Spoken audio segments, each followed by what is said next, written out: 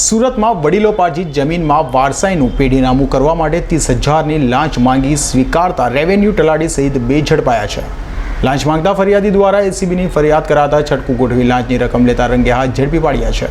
Anti corruption bureau એટલે કે ACB પાસેથી મળતી માહિતી મુજબ ફરિયાદીના પત્નીએ વડીલોપાર્જિત જમીનમાં વારસાઈ કરાવવાની હોવાથી તે અંગે પેઢીનામું કરાવવા માટે મજૂરા રેવન્યુ તલાટીને જરૂરી દસ્તાવેજો સાથે અરજી કરવામાં આવી હતી।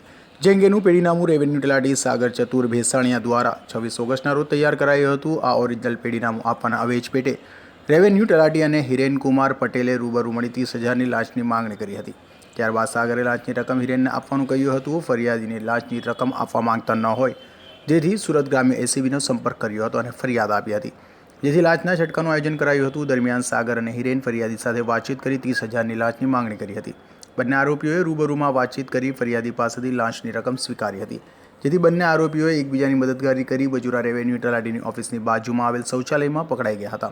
હાલ તો બંનેની અટકાયત કરી એસીબીએ વધુ કાર્યવાહી હાથ ધરી છે। સુરતમાં વારંવાર લાંચિયા અધિકારીઓ પકડાઈ રહ્યા છે, ત્યારે 30,000ની લાંચમાં વર્ગ 3નો તલાટી પકડાતા લાંચિયા અધિકારીઓમાં ફફડાટ વ્યાપી ગયો છે।